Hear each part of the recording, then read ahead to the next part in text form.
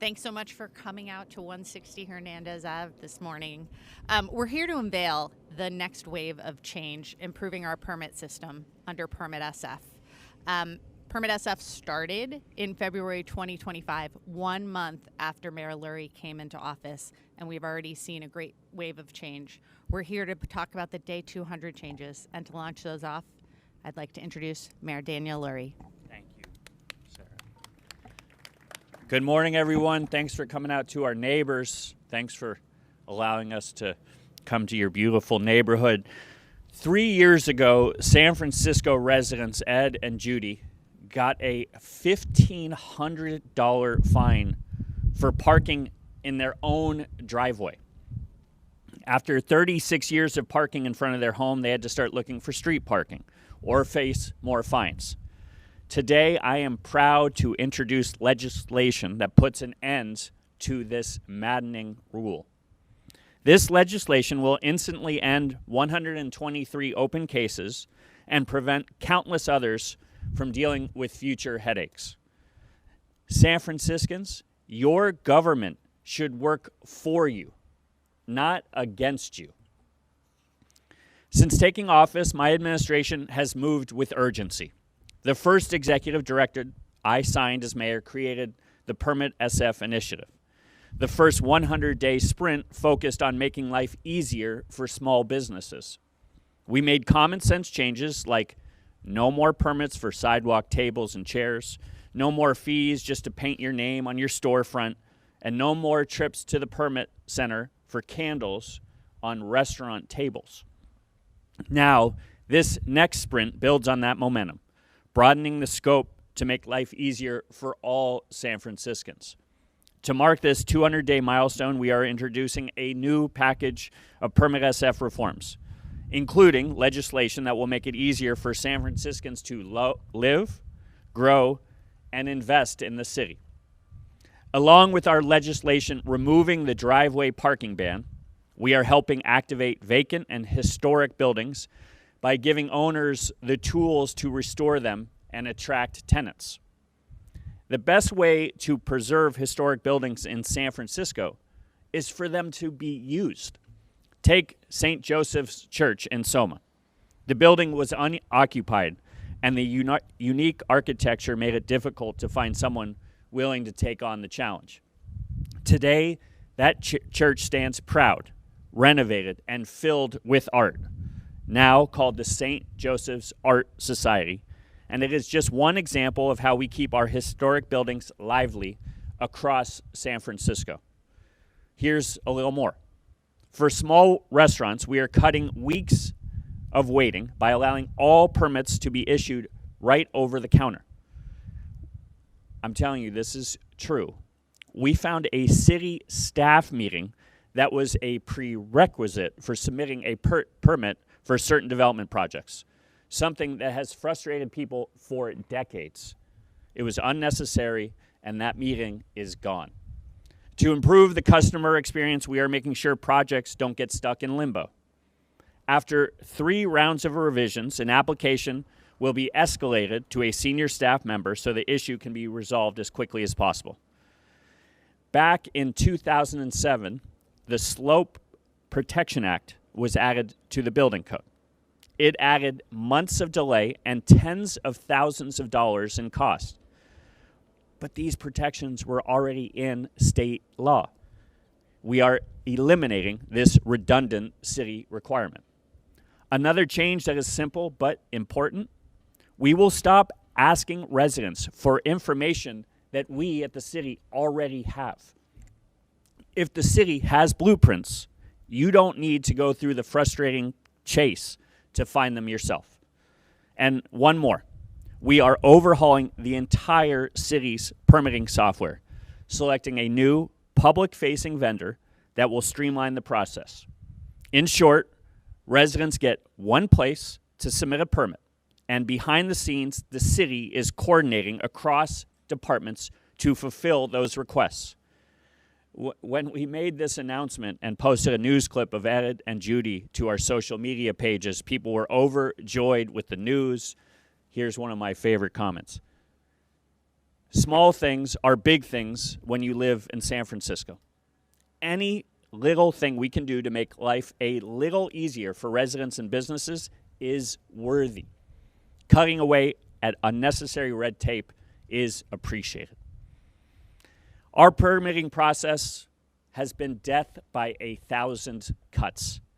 With today's announcement, we are proving to San Franciscans that we are taking action, big and small.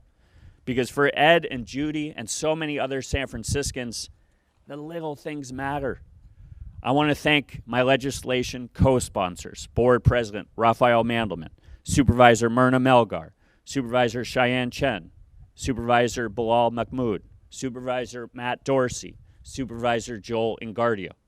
I also want to recognize Liz Waddy, leading the multi-agency PermitSF initiative. She's doing an incredible job. Thank you, Liz. And I want all of you to know that you are going to see us again on day 300 as we continue to push the envelope. And lastly, I want to acknowledge everyone that works at the Permit Center. I've been there many times with Ned. You all are doing the little things. You are helping to get San Franciscans help them get things done. We are getting rid of the nonsense, and we are going to focus on the common sense again here in San Francisco, because none of us up here are comfortable with the status quo. We are building a city government that works for everyone, and when government works, San Francisco wins. Let's go, San Francisco. Thank you.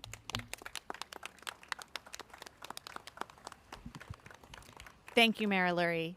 I'm Sarah Dennis Phillips with the San Francisco Planning Department. I'm here speaking on behalf of Liz Waddy, who leads our PermitSF initiative, but isn't with us today.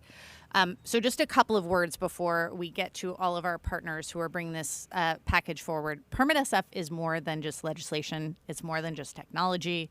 It's more than just shot clocks and time promises and cost reductions, although it is all of those things. PermitSF is a movement that was begun by Mayor Lurie and our partners, the supervisors here today, that guides how the Planning Department, the Department of Building Inspection, and our other permitting agencies now do their work. What we do, we identify the bureaucracy. We find the roadblocks and the hurdles, and we fix them in whatever way necessary. And we're incredibly lucky as city departments to have leadership behind us here today that are moving forward the changes that will allow us to do our work in the best way possible and in a way that's responsive to the customers and the residents of San Francisco. There are so many parts to this, which Mayor Lurie went through. We are reducing fees. We are reducing process. We are supporting historic preservation goals moving forward, and we're using tech to serve the public better. All of these things combined together, and at the end of the day, remove a bunch of dumb rules that no one needs, like the one that prevented San Franciscans from parking in their own driveways. To our hosts today, Vince and Nancy, thank you for sharing your driveway with us today, and I hope you enjoy parking in the future. With that, I'd love to introduce one of our key partners in all things housing and PermitSF, Supervisor Myrna Melgar. Thank you so much, Sarah. So welcome to District 7. It's a beautiful day today. People don't know this about us, that in the fall, winter, and spring, it's actually like this most of the time. Don't tell anyone. It is so beautiful. But I will say this. First of all, thank you so much, Mayor Lurie. From the first day you took office, you took all this seriously. And I met with the mayor and also with Ned Siegel, and we talked about all of the different nerdy, complicated ways that our planning code gets in the way of our dreams and hopes in the future, in the present. And you took it seriously and went about it in a serious way. For many years, I have watched Liz Waddy and her amazing work ethic and no-nonsense way of looking at things, try to do some of these things and been frustrated by lack of support. So having Sarah Dennis Phillips, our first female director of the planning department, has been really significant. So thank you so much for having Sarah, for having Liz's back and all of this stuff. It's really important. And then I will say thank you to the residents of District 7 in San Francisco and the other districts that have driveways for putting up with this nonsense for so long. You know, we have been asking our residents to do different things with their space. Instead of storing stuff in the garage, we have been asking residents to explore incorporating that into living space. We have decoupled parking minimums from housing. We have done a lot of things to change the way we use land. And then on top of that, we're saying, no, you can't park in your driveway unless you have some kind of structure that you have to have endless permits for, and then your neighbors are going to appeal. So that is absolute nonsense, and I am so glad that we're doing this and fully support it. And we also need to keep updating our rules. We can't get stuck in the way things were 50 years ago, and also weaponize, because a lot of times, you know, when I bet you most of you didn't know that you could get a $1,500 fine for parking in your driveway, but you know, some people do know. And sometimes that gets weaponized, you know, if there are, you know, a little beef with the neighbors who want to make sure that you get a fine. And that's not okay, to be wasting hundreds of hours of resources in our staff, to be enforcing rules that we no longer need, that don't make sense, that are counter to the policies that we are trying to put forward. So, to make a long story short, thank you so much for sharing this day with us and for celebrating this. I saw your daughter here who grew up in this house, and it's really great that you're joining us today. I'm moving San Francisco into the future, really the present, the future, and making sure that we serve our residents the way we're supposed to make life easier for them, to allow them to have full lives in San Francisco, and to serve them in the way that we're supposed to serve them. So again, thank you all for being here, and thank you, Mayor Lurie. Thank you so much, Supervisor Malgar, for your leadership. Next up, Supervisor Cheyenne Chen. Thank you, Supervisor. Thank you, Sarah. Good morning, everyone. My name is Cheyenne Chen, District 11 Supervisors. To begin with, I would like to continue to echo. I thank Mayor Lurie, the partnership, and all my colleagues who already signed on to support this legislation. It is really important because every day that in District 11, one of the most stressful issue is parking.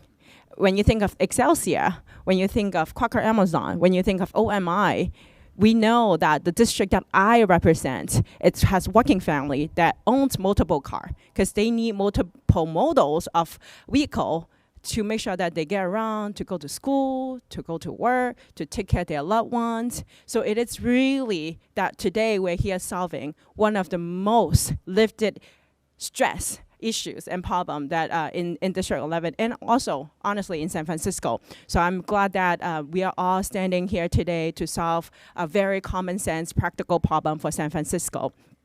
And I want to also echo with Supervisor Malgar and also our mayor. And it is really, I think a lot of the rules in our city, it is really outdated. I am really glad and happy that we are part of the 21st century now, that we are making common sense, we are updating our rules to make sure that we are serving our residents in San Francisco in a way that it's current.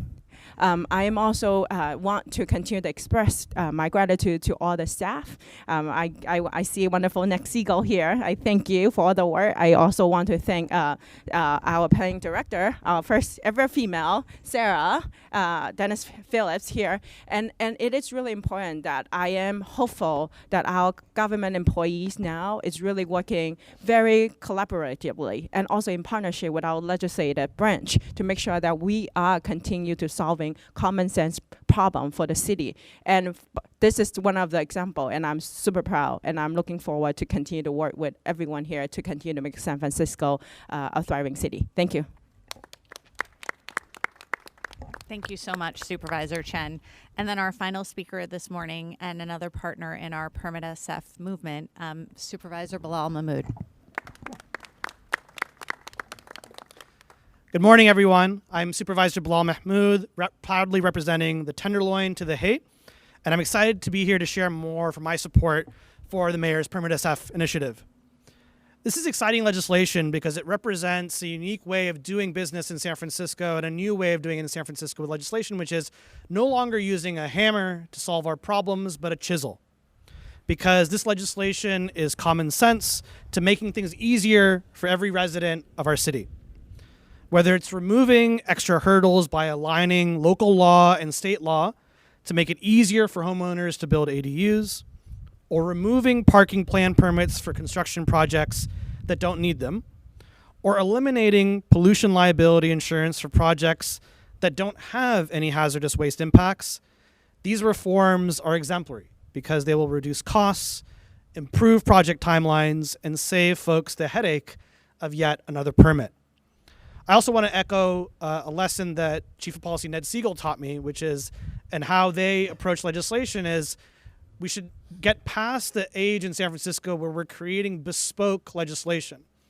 I know Ned Siegel has often said that we have to ensure that every reform and every legislation we pass doesn't just benefit the house that we're standing at today, it benefits every house in San Francisco. Every legislation that we do shouldn't just fix one problem, it should be multi-purpose and replicable across any problem that we have here as well. So I want to commend Chief of Policy Ned Siegel, Planning Director Senator Dennis Phillips, and Mayor Daniel Lurie for leading on this legislation, and his team for their diligence in using chisels and not sledgehammers. Thank you. Thank you, supervisors. I appreciate you all being here. Questions? Then we can go around. Whatever you got. You're fine. Mayor Lurie, thank you for your time. As you know, there's a resolution going before the board about Prop 50, and I'm wondering if you support that resolution and support Prop 50, the redistricting at the state level. Yeah, I'll be supporting it as a voter, but as I've talked to the governor about this, I'm also going to stay focused on San Francisco, but I'll be supporting it as an individual and as a voter come November. I wanted to ask you about rezoning. I know you've been hearing a lot from people concerned about how your family zoning plan would affect small businesses, rent control demolitions and things like that. How open are you to supporting any additional changes to offset some of those concerns, especially given that some of the critics of this, are thinking about maybe going to the ballot next year? I'm going to ask Sarah to chime in on a couple things. First off, JD, as I've demonstrated from January 8th on, I'm going to talk with every supervisor. We have a meeting with a group opposed just later this morning at City Hall. I walked with Supervisor Chan in the Richmond district last week. We talked about concerns of small businesses, and so we continue to have conversations. My administration is always happy to discuss, this is what I would say. Small businesses are having a problem in our city right now.